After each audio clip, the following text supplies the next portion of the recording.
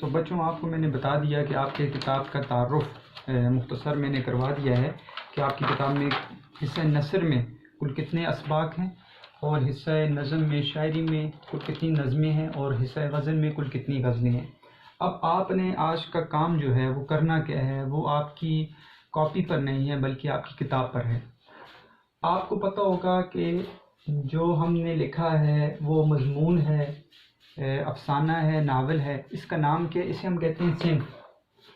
صنف ہم اسے کہتے ہیں کہ اگر آپ سے کوئی پوچھے کہ آپ کا جو سبق اپنی مدد آپ ہے وہ صنف کے اعتبار سے، ٹھیک ہے، وہ کیا ہے، تو آپ نے بتانا ہوگا کہ وہ مضمون ہے۔ اگر آپ سے کوئی پوچھے کہ آپ کا سبق لمحہ فکریہ وہ صنف کے اعتبار سے کیا ہے، تو آپ کو بتانا ہوگا وہ مضمون ہے۔ اگر آپ سے کوئی پوچھے کہ آپ کا سبق خوبصورت بلا صنف کے اعتبار سے کیا ہے، تو آپ کو بتانا ہوگا وہ ڈرامہ ہے۔ اسی طرح اگر صنف کے اعتبار سے اگر آپ سے کوئی یہ پوچھے کہ آپ کی جو شاعری میں جو ایک شاعری ہے شعر آشوب وہ صنف کے اعتبار سے کیا ہے، تو آپ کو بتانا ہوگا وہ صنف کے اعتبار سے نظم ہے۔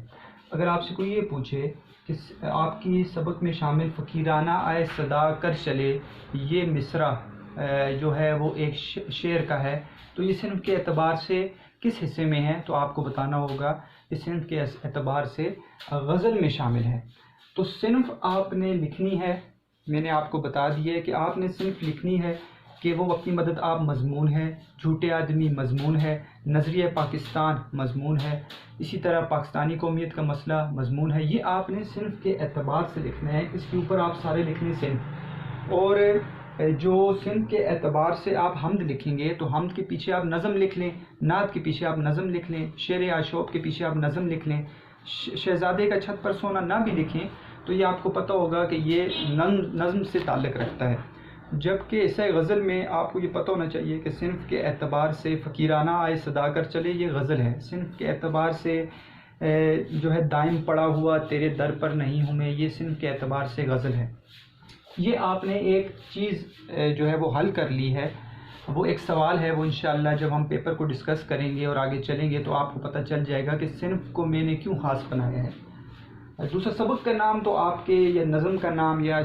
غزل کا جو نام ہے وہ نام نہیں ہوتا بلکہ ان کا مصرع لکھا جاتا ہے، تو وہ آپ کی کتاب میں خود بخود پہلے سے لکھا ہوا ہے۔ اہم چیز جو آپ نے کرنی ہے وہ یہ ہے، جو آپ کا اصل کام ہے وہ یہ ہے کہ آپ نے ماخذ لکھنا ہے۔ ماخذ اخذ کیا گیا، لیا گیا کہ وہ سبق یا وہ نظم یا وہ غزل وہ شاعر یا مصنف کی کس کتاب سے لی گئی ہے، یہ آپ کو ڈھونڈنا پڑتا ہے کہ وہ آپ مثال کے طور پر اپنی مدد آپ ہے، یہ ایک صنف کے اعتبار سے مضمون ہے اور اس کو لکھا ہے سر سید احمد خان نے، تو آیا کہ یہ اپنی مدد آپ مضمون ان کی کس کتاب میں شامل ہے، تو یہ آپ کو ڈھونڈنا پڑتا ہے کتاب کے اندر سے۔ کیسے ڈھونڈنا پڑتا ہے میں آپ کو بتاتا ہوں۔ دیکھیں سر سید احمد خان کا سبق اپنی مدد آپ، ٹھیک ہے، وہ جب ختم ہوگا صفحہ نمبر 7، جہاں کہیں بھی سبق ختم ہوتا ہے، جہاں کہیں غزل ختم ہوتی ہے یا نظم ختم ہوتی ہے، تو آخر میں آپ دیکھیں گے کہ وہ آپ کو نظر آئے گا کوسین بریکٹس کے اندر آپ کو لکھا ہوا نظر آئے گا، جیسے صفحہ نمبر 7 پر آپ کو نظر آ رہا ہے مقالات سر سید آخر میں کونے میں، تو یہ اصل میں اس سبق کا ماخذ ہوتا ہے۔ تو یہ تمام اسباق کے ساتھ یہ ماخذ لکھا گیا ہے، یہ آپ کو اپنے جو پہلا سبق فہرست کا صفحہ ہے اس کے اوپر آپ کو لکھنا ہے۔ مثال کے طور پر اب میں نے یہاں پر ایک ڈیمو کی صورت میں یہاں پر لکھ دیا ہے کہ اپنی مدد آپ، ٹھیک ہے، وہ آپ کی کتاب میں ایسے لکھا ہوگا، آپ اس سے پیچھے لکھیں گے مضمون، ٹھیک ہے، اوپر اس کے اوپر لکھ لیں صنف، اور ساتھ ہی آپ کو جگہ مل رہی ہے وہاں پہ آپ یہاں پر کوسین کے اندر بریکٹس کے اندر آپ اس کا ماخذ لکھ لیں مقالات سر سید۔ اسی طرح جھوٹے آدمی آپ اس سے پہلے لکھیں گے مضمون، اور اس کے ساتھ ہی آپ نے بریکٹس کے اندر کوسین کے اندر آپ نے لکھ لینا ہے محاسن الاخلاق۔ یہ آپ کو ڈھونڈنا پڑے گا، یہ آپ کا کام ہے کہ آپ نے سبق کے آخر سے اس کا ماخذ ڈھونڈنا ہے، اور پہلے ہی فہرست کے اندر حصہ نثر کے اندر اپنے جو کتاب ہے، اپنی کتاب کے اوپر آپ نے ماخذ تمام اسباق کا جو 15 ہیں ان کا آپ نے ساتھ لکھ لینا ہے۔ اور ایک اور آپ نے کام کرنا ہے، یہ شروع میں تھوڑا سا مشکل ہے لیکن بعد میں آپ کے لیے اس کے لیے بڑی آسانی ہو جاتی ہے بچوں کے لیے، کہ ان کو ڈھونڈنا نہیں پڑتا، وہ ڈھونڈ رہے ہوتے ہیں کہ صنف کہاں پر ہے، اور وہ ڈھونڈ رہے ہوتے ہیں کہ ماخذ کہاں پر ہے، وہ ڈھونڈ رہے ہوتے ہیں مصنف جو لکھا ہوتا ہے وہ اس کو ڈھونڈ کر اس کی تاریخ پیدائش اور تاریخ وفات وہ ڈھونڈ رہے ہوتے ہیں۔ تو یہ آپ اپنے پہلے ہی صفحے کے اوپر لکھ لیں گے تو یہ آپ کے لیے کافی آسانی بھی پیدا کر لے گا، اور ایک سوال جو آپ کا بورڈ کے پیپرز کے اندر آتا ہے وہ بھی آسان ہو جائے گا۔ آپ نے ایک اور یہ کام کرنا ہے کہ مصنف جہاں پر آپ کے پہلے ہی صفحے کے اوپر لکھا ہوا ہے اپنی مدد آپ کے ساتھ سر سید احمد خان، اس سر سید احمد خان کے ساتھ ہی آپ نے، ٹھیک ہے، جگہ بچتی ہے، چھوٹا چھوٹا کر کے آپ بلیو پین سے لکھیں، کیونکہ یہ بلیک سے لکھی ہوئی ہیں ساری چیزیں، تو بلیو پین سے آپ لکھ سکتے ہیں۔ اس کی تاریخ پیدائش آپ نے دیکھنی ہے، جو حالات زندگی ہوتا ہے مصنف کا، آپ کو پتہ ہے سبق سے پہلے لکھا جاتا ہے، یا شاعری کی صورت میں کسی شاعر کا حالات زندگی وہ نظم یا غزل سے پہلے لکھا جاتا ہے، اس کو آپ نے جو ہے وہاں پہ اس کی تاریخ پیدائش اور تاریخ وفات آپ نے وہاں سے دیکھنی ہے، اور اپنے پہلے ہی صفحے کے اوپر اس کی اس طرح، جس طرح میں نے یہاں پہ بورڈ پر آپ کو دکھانے کے لیے لکھا ہے، سر سید احمد خان 17 اکتوبر 1817، اور ان کی وفات میں نے ساتھ لکھتی ہے 1898 1898، اور اسی 17 اکتوبر 1817 17 اکتوبر 1817 کے نیچے میں نے ان کی پیدائش کی جگہ دہلی بھی لکھ دی ہے۔ تو یہ آپ نے کام کرنا ہے، اگر پیدائش کی جگہ آپ کو وہاں پر نظر آ رہی ہے تو آپ وہاں پر دیکھ کر وہ پیدائش کی جگہ بھی اس کے ساتھ لکھ دیں۔ اسی طرح دیکھیں بچے، اب یہ تو ہو گیا آپ نے حصہ نثر میں لکھنا ہے۔ جب آپ نظم کے حصے میں جائیں گے، حصہ شاعری کے، تو شعر آشوب سے پہلے آپ نے لکھنا ہے نظم، ٹھیک ہے، یا ہم سے پہلے آپ نے لکھنا ہے نظم، اور آپ نے اسی کو کوسین کے اندر، بریکٹس کے اندر آپ نے اس کا ماخذ اس نظم کے آخر میں ہوگا۔ جیسے مثال کے طور پر ہم نے یہاں پر دکھانے کے لیے شعر آشوب لکھا ہے، تو شعر آشوب ہم نکالتے ہیں،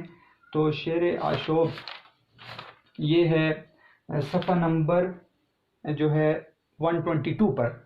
شعر آشوب ختم ہو رہی ہے، اور آخر میں لکھا ہوا ہے کلیات نذیر اکبر آبادی، یہ اس کا ماخذ ہے۔ یہ آپ نے پہلے ہی جو ہے ابتدائی جو صفحہ ہے اس کے اندر ہی آپ نے اس کا ماخذ لکھ لینا ہے،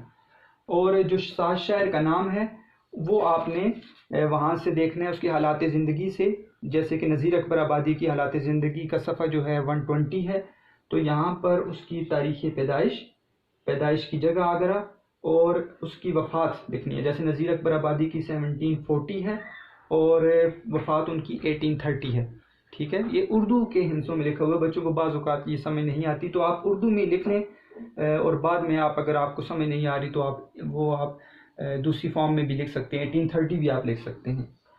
اسی طرح غزل میں بھی آپ نے اسی طرح کرنا ہے، غزل آپ نے لکھنی ہے صنف کے اعتبار سے، غزل ہے فقیرانہ ہے صدا کر چلے، ہم نے میر کی پہلی غزل دیکھی۔ اب یہاں پر یہ بھی لکھا ہوا ہے کہ اس کا ماخذ کیا ہے، تو یہ صفحہ نمبر آپ نکالیں گے، صفحہ نمبر 161 کی غزل جو ہے میر تقی میر کی، اس کے آخر میں لکھا ہوا ہے انتخاب کلام میر۔ تو یہ آپ نے اپنی غزل کے جو پہلا حصہ ہے جو لکھا ہوا ہے فہرست، اس میں آپ نے ساتھ ہی ماخذ لکھ لینا ہے۔ اس طرح میر تقی میر کا نام وہاں پر لکھا ہوا ہے، جو پہلے صفحے کے یہاں پر پہلا جو ہے، یہ دیکھیں فقیرانہ ہے صدا کر چلے، یہاں پر آپ نے غزل لکھ لینی ہے، اس کے ساتھ ہی انتخاب کلام میر لکھ لیں، میر تقی میر لکھا ہوا ہے تو اس کے ساتھ آپ نے اسی طرح آپ نے اس کی پیدائش 1721 اور 1810 ان کی وفات ہے، یہ بھی اس کے ساتھ ہی آپ نے لکھ لینی ہے۔ اس کا فائدہ آپ کو جو آگے چل کر آپ کو ایک سوال ہے اس کے اندر نظر آئے گا، اور آپ کے لیے آسانی ہو جائے گی کہ آپ کو بار بار نوٹ سے ڈھونڈنا نہیں پڑے گا، آپ کو کتاب سے ڈھونڈنا نہیں پڑے گا، کیا ہے کہ یہاں پر پورا ایک حصہ جو ہے وہ آپ کا حل ہو چکا ہے، اور آپ کو کل جب ایک سوال پڑھایا جائے گا جو متن کی تشریح ہے یا اشعار کی تشریح ہے، اس میں ایک حصہ ہوتا ہے جس کے باقاعدہ نمبر ہوتے ہیں، تو وہ آپ کے لیے آسانی یہاں پر ہو جائے گی کہ جب آپ اپنی کتاب کے پہلی فہرست کو بھی تیار کر لیں گے کہ وہ آیا کہ فہرست میں کیا ہے، میں نے اپنی کتاب کی باقاعدہ اسی طرح آپ دیکھ رہے ہیں کہ اگر آپ کو نظر آ رہا ہے تو یہاں پر میں نے باقاعدہ لکھا ہوا ہے کہ وہ صنف کے اعتبار سے کیا ہے، پھر یہاں پر سبق کا نام ہے، پھر میں نے یہاں پر اس کا ماخذ لکھا ہوا ہے، اس طرح یہ یہاں پر جو ہے مصنف کا نام ہے، اور اسی طرح میں نے حمد کے ساتھ بھی یہاں پر اس کا ماخذ لکھا ہوا ہے۔ تو یہ آپ کو لکھنا ہے. یہ آپ کا جو ہے بچے یہ آپ کا ہوم ورک ہے، اور اس ہوم ورک کو آپ نے کر کے اپنی کتاب جو ہے آپ نے اپنی کتاب کے صفحے کے اوپر اپنا نام لکھ کر آپ نے مجھے بھیجنا ہے، تاکہ مجھے پتہ چلے کہ کن کن بچوں نے یہ حل کر لیا ہے. اگر آپ کو کوئی مسئلہ پیش آتا ہے تو آپ مجھ سے پوچھ سکتے ہیں، غلط نہیں لکھنا. آپ نے پوچھ لینا ہے پہلے کہ سر کہ یہاں پر مجھے یہ مسئلہ پیش آ رہا ہے تو میں اس کا کیا کروں. تو آپ نے یہ ہوم ورک کر کے مجھے بھیجنا ہے. تو یہ آج ہمارا یہ حصہ جو ہے وہ کتاب کا تعارف جو ہے وہ مکمل ہو گیا. آپ نے یہ کام کرنا ہے. انشاءاللہ اگلا جو ہے وہ سبق جو ہے وہ ہم پیپر کے اوپر انشاءاللہ پڑھیں گے کہ آیا کہ اردو کا جو پیپر ہے سال اول،